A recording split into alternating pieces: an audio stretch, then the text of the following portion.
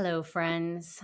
Today we're asking, how do we live more meaningful lives, not just for ourselves, but for our families, for our communities, and for the world? Welcome to the What Could Go Right podcast. We are your hosts, Erik, Orton. And I'm Emily Orton. And here we talk about personal growth and sailing. In 2014, we moved aboard a fixer-upper sailboat and bootstrapped a year sailing with our 5 kids, and it changed our lives forever. We tell the whole story in our memoir, our book, 7 at Sea. On this podcast, we want to help you go from fear to freedom, one adventure at a time. Welcome back to the podcast. Today, we are talking about this idea of a meaningful life. And I thought of it because on one of these sailing trips, a woman gave you a book. Mm-hmm. And it's this book, not this exact copy, but by David Brooks, called The Second Mountain. And it's about living a meaningful life. Can you tell about how, I don't know why she gave you that book or what was going on? Oh, well. I wasn't on this trip, but I won't get into it, but basically I'm always looking for good book recommendations. I'm looking for good movie recommendations, good music recommendations, and this was one, and she had it in her bag, so it was her copy, and her husband were on the trip, and she just said, here, I want you to have it more than I want to have it for now, so. Okay, and then the funny thing is that several months earlier, I had walked past one of those little free libraries that there's a few of them on my daily walk. There are 3 that I go past regularly in my life cycle. And I had picked up this book and I had started reading it, and I had kind of tried to share it with Erik, and it wasn't really the right time. But I guess on this sailing trip, then this book came up again in our lives, and I was like, he's like, have you ever heard of this book? This book sounds pretty cool. And this awesome lady recommended it. And I was like, yeah, I have a copy of that book. So now we each have our own copy of this book. And while we haven't read the entire thing or even half and gotten very far along in it, I love the idea that he's bringing up about what does it really take to live a meaningful life. And just in the introduction, he talks about this kind of person. Every once in a while, I meet a person who radiates joy. These are people who seem to glow with an inner light. They are kind, tranquil, delighted by small pleasures, and grateful for the large ones. These people are not perfect. They get exhausted and stressed. They make errors in judgment, but they live for others and not for themselves. They've made unshakable commitments to family, a cause, a community, or a faith. They know why they were put on this earth and derive a deep satisfaction from doing what they have been called to do. Life isn't easy for these people. They've taken on the burdens of others, but they have a serenity about them, a settled resolve. They are interested in you, make you feel cherished and known, and take delight in your good. When you meet these people, you realize that joy is not just a feeling. It can be an outlook. There are temporary highs we all get after we win some victory. And then there is also this other kind of permanent joy that animates people who are not obsessed with themselves, but have given themselves away. And anyway, I love this kind of person that he's described. And I wonder, it's probably been a while since you've read that passage. Do you have any thoughts on that, or have you met anybody who can make that? I think besides me, besides just you. kidding, I'm not that person. I think the reason, going back to why this book, I think it's called The Second Mountain, and I think it's worth mentioning what the first mountain is. The first mountain is go ahead. My recollection is that the first mountain is it's about making your mark. We're young, we've got to earn a living, we kind of want to succeed at something, build a career, start a family. It's a little bit more about you. It's a little bit more, I don't want to say selfish, but you're trying to just get on your feet as an adult, I guess you could say. And you're climbing all those first adult mountains. And then once you get to the top of the first mountain, you're able to then say, okay, all right, I'm okay. I'm taken care of. I've learned some things. I'm going to be fine. And yes, life still happens. There are still challenges all the way through to the end, at least so far for me. Everyone I've met so far. And yeah, everyone, 100% of the people that I've ever talked to have said that. So based on that data pool, I'm just going to assume that there's going to be challenges to the end of life for everybody. But the second mountain is really about saying we sort of relax a little bit, and we can become a little bit more outward, and we can be a little bit more attentive to other people, I guess. Mm-hmm. Yeah, I think that's a great assessment of the first and second mountain. So maybe that answers this question, but I'll put it out there anyway. You can think about it, listener, and we'll take a try at it. Why do you think so many of us hit midlife or arrive at midlife and feel restless, even if things look, quote, good on paper? Like, well, we've, at least in Western culture, we've got my home, I've got my family, I've got my 401k. Why do we? Is that a vitamin? Just kidding. I think they give that to babies when they're born. Just get that little 401k shot. Yeah. I did not get that shot when I was when you were a baby. No. Little vaccine joke there. Okay, so why do we feel restless when we hit midlife? I guess for context, we moved on board a sailboat when we were 39.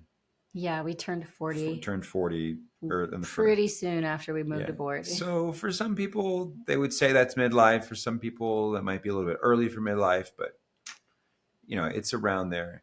I think the restlessness comes. Actually, I'm since I've sort of described these first and second mountains, I feel a little conflicted. Oh yeah, well, I think that's going to make for a great conversation. Well, because I talk with a lot of people who live very selfless lives for many years, and sometimes that's, and I'll say that it's often in the role of caregiver. Mm-hmm. I think that many parents, especially moms in general, are in the caregiver role, and there's this sort of setting aside of oneself for long stretches of time, years, in the interest of taking care of other people. And sometimes it can extend to parents too, like just kind of flows straight into, now that my children have grown, my parents need help. Yes, well, exactly. So you raise, you have children and you raise them, and just as they're moving out, your parents are needing more assistance and help. And I talk to people often who are just burnt out or worked over by all the giving that they've done, and they feel depleted. Mm-hmm. And I've also seen this in fathers, providers who are just so overworked or so in demand because of what they do. And I'm just thinking of some doctors that I know that some that have sailed with us, and they just, like, they're literally healing people. They're relieving pain. They are restoring ability to people's bodies. And that is such a noble thing to be doing. And in many cases, they get very well paid for it. And in many cases, they don't take care of themselves, and they burn themselves out. And I think it's a real quandary, certainly in the medical field, but I think in many fields where people will take care of others at their own expense. And so maybe in some ways, I don't know, maybe they started on the second mountain and now they have to go back to the first mountain where they take care of themselves, improve themselves, and just do things for themselves. Yeah. And I don't necessarily, and I know you've got some stuff you want to share that I think speak to this, but I feel like there's a balance to selfishness and selflessness that I think is worth understanding in a nuanced way, because a doctor that is burnt out, that wants to just chuck it all and stop practicing, he's like, I don't need any more money, I don't need to do any, but then if there's nobody else to fill those shoes, then those people are not going to be relieved of their pain. They're not going to be healed of whatever situation they're in. They're not going to have their whatever lost abilities restored. And so if they step back, is there somebody there to take their place? And in many cases, I'm thinking like rural areas or other countries, the answer is no. And so might say, well, I'm killing myself doing this, but to take care of others, I need to take care of myself. And I think that's the balance, is that how do you take care of yourself in the right proportion so that we can give as generously as we want to? Yeah, I think that's an important distinction to make, and that's going to be a little bit different for every person. We used to teach a parenting course called Double Return Parenting, and we would talk about how you can give a good example to your children by showing them what it looks like to pursue your interests, to cultivate relationships, to cultivate skills, to contribute in ways that are meaningful to you. And in that way, you're giving this incredible example to kids about what it looks like to persist, to try again, to chase things that are your dreams. But we've also seen where that has gone completely awry, and it was like to no benefit to the family for one of the parents to say, well, I'm just going to do whatever I want to do, the things that I want to do, live the life I want to live, and it actually is a complete abandonment of family and not setting a great example of like, hey, go live this life, right? Explodes the marriage and ruins the relationship with the children. Yeah, that is not and I just want to make sure that anything we say doesn't get construed in that way. We're not about blowing up relationships and serving self to the exclusion of having community or family or relationship.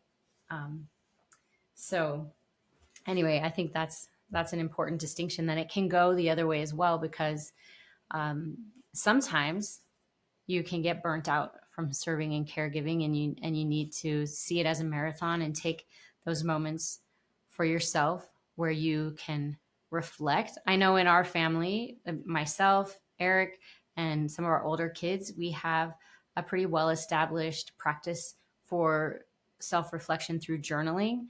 And if it has been a significant amount of time, or a lot of things have happened in a short period of time, and we haven't set aside the space to reflect in writing, then we can start to feel jumbled and like we're not keeping up with ourselves and our own, like taking out our own emotional trash or compiling the experiences to make sense of them. And so that's a practice of self-care that we all do, and then it helps us show up better in our relationships. One example of this, like what you're talking about, of taking care of yourself, is Erik loves to rock climb. And when we first got married, he stopped rock climbing, and you didn't rock climb for a number of years. And let's say a number of decades. 2 decades. 20 years. There were... I would say between 22 and 42. Yeah. And there were some respected mentors who suggested you give up rock climbing forever. Mm-hmm. I was not one of those people, but you're not my respected mentor. You're my wife. Just saying, I wasn't one of the people who said, don't go rock climbing. But we ended up using that gear to like tow our car when it would break down and different things like that. Gear. Yeah, the rock climbing gear. And, after a while, in fact, after we got back from the sailboat and we had done something that emboldened us so much that we were audacious enough to think that there were other dreams out there for us that we had kind of filed away. Erik took up rock climbing again, started getting out. We started going camping as a family every month, and you started going out with friends. And at first I would belay, but I'm not of the same skill level. And then Erik started going out with other guys who were better at rock climbing, and he would come home so filled up, so happy, so relaxed. This is a practice.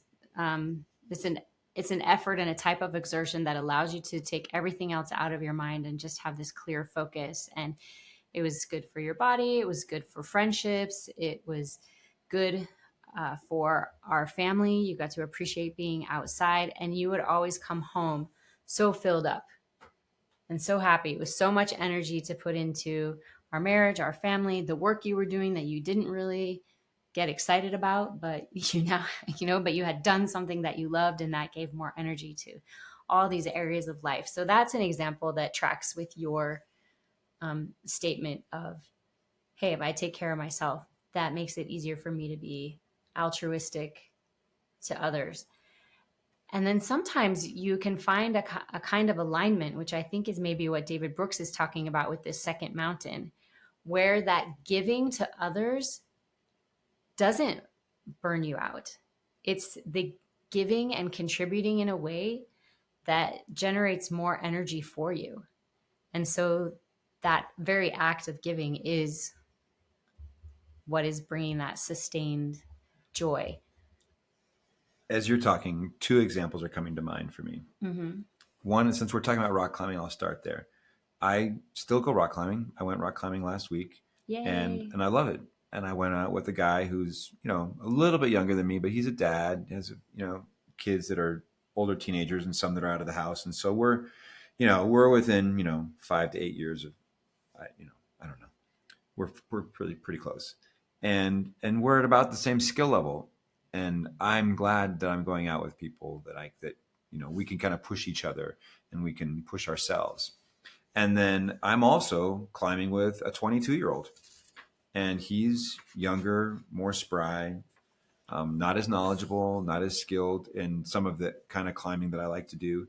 And I really like going climbing with him. And we've got some big goals. And, we're going to go and try and climb Half Dome next spring in Yosemite. And we have some medium-size climbs in between that we want to work on. And to your point, I don't feel like his enthusiasm around it is really contagious, and it kind of reminds me of when I was young.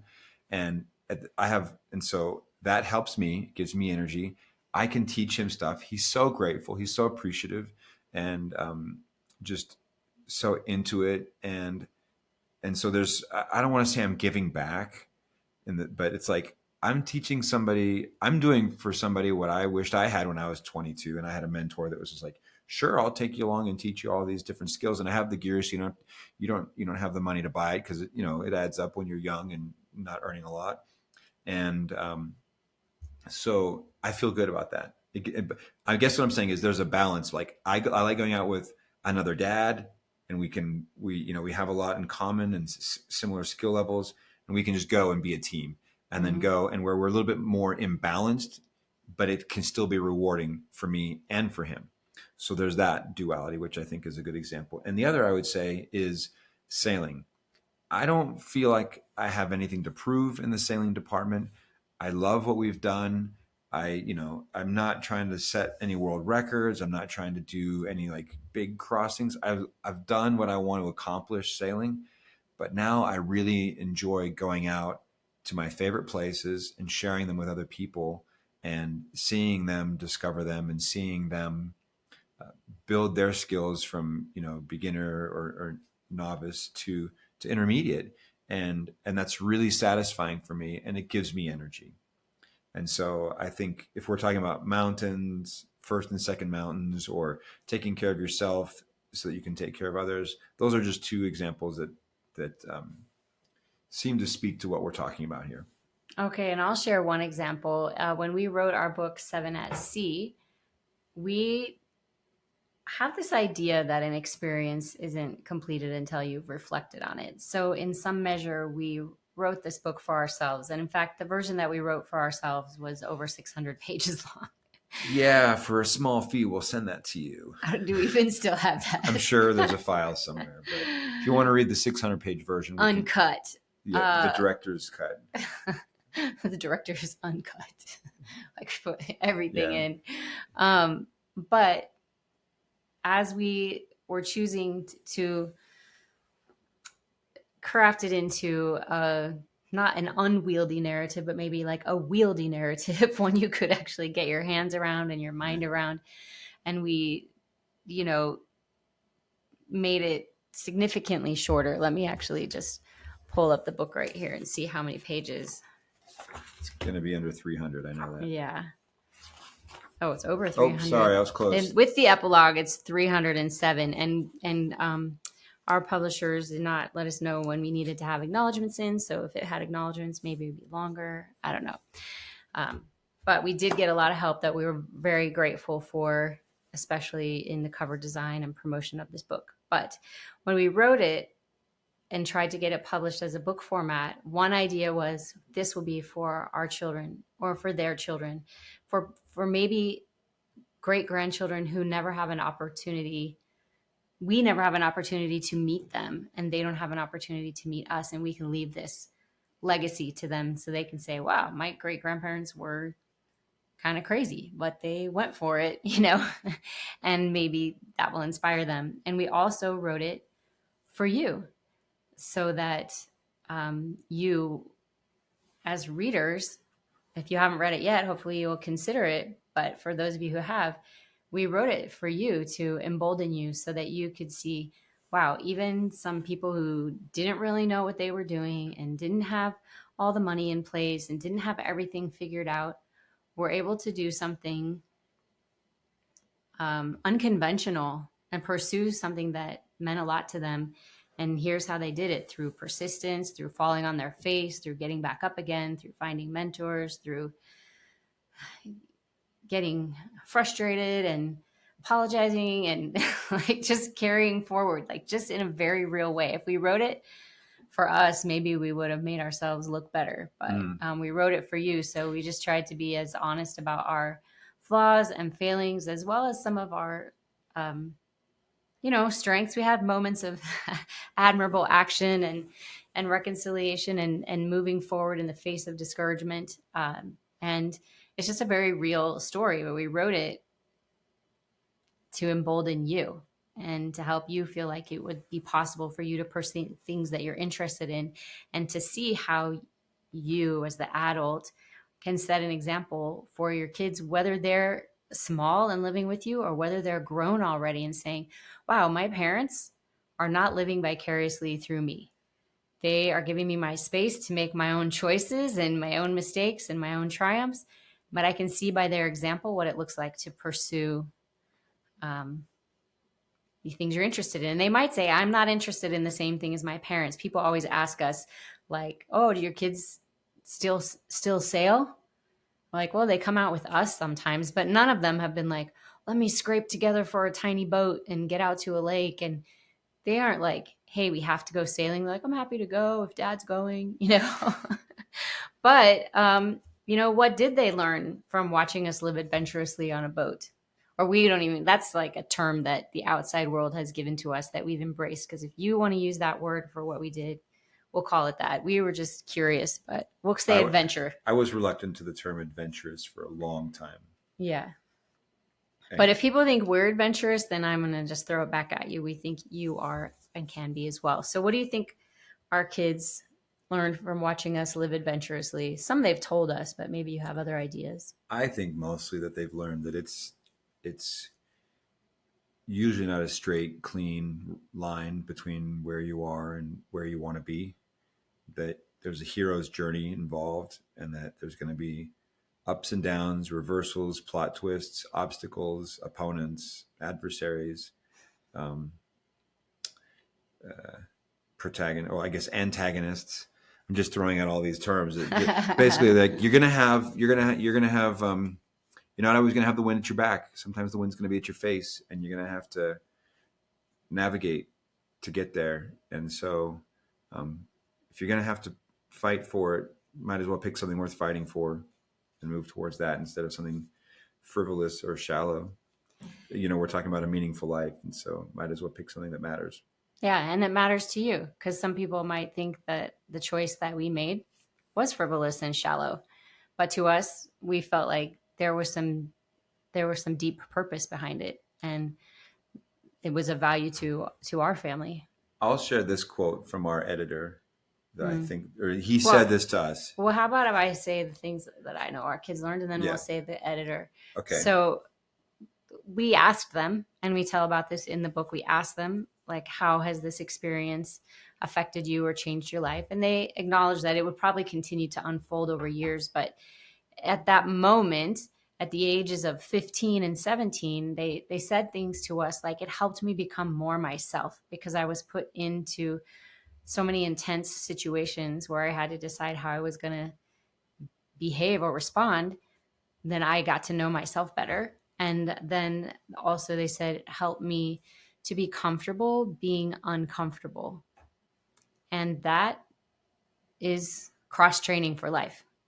That's not only useful living on a sailboat. And so even though our kids aren't out trying to have the dream of building or buying their own sailboat and doing the exact same thing that we did, they are doing things that are outside of their comfort zone, pushing the edges, and being true to themselves, their own like set of values and personality, and how much energy or bandwidth they have, and with generosity towards others, but with a friendly, as we say, disregard for what other people think of them.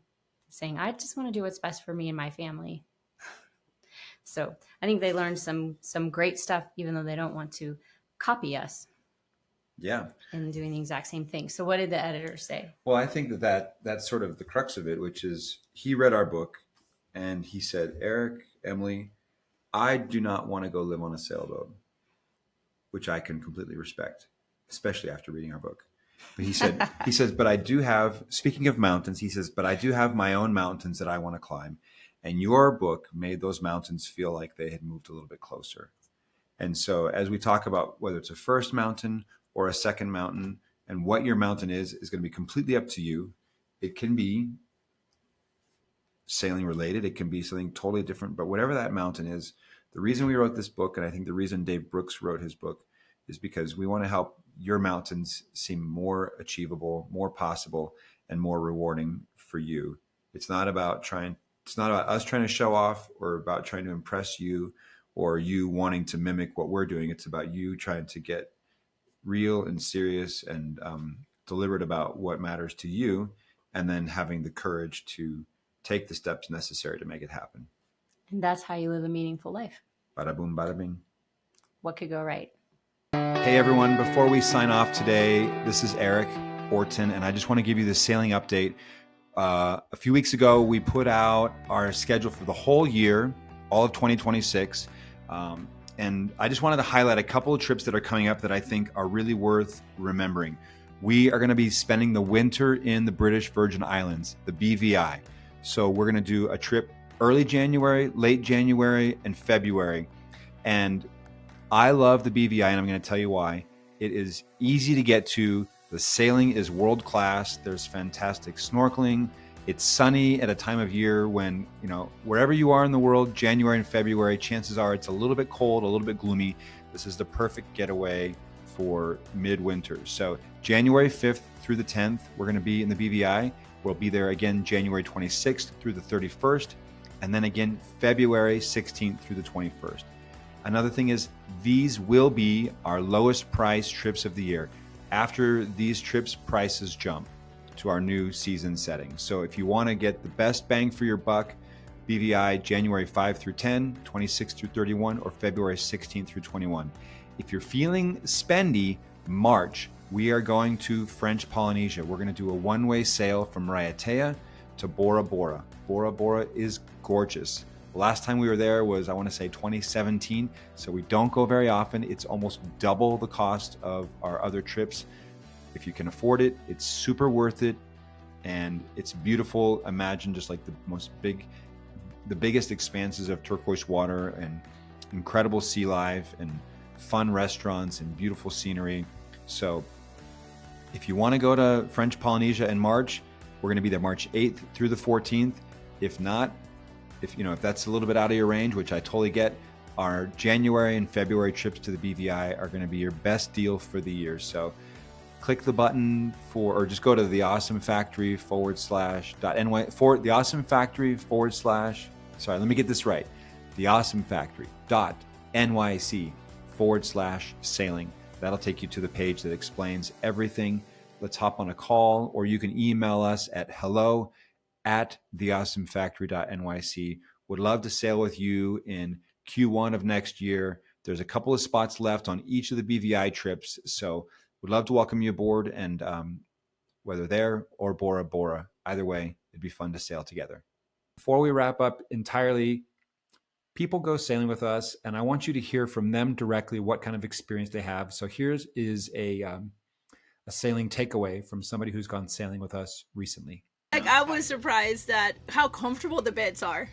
The beds are actually very comfortable to me, and how just like it's very spacious. I loved it, and I loved it how much I was able to do, like sailing way, like in a sailing way, like not only the cooking and all the other stuff, but also sailing, like pulling things, learning how to do that. It's just really nice.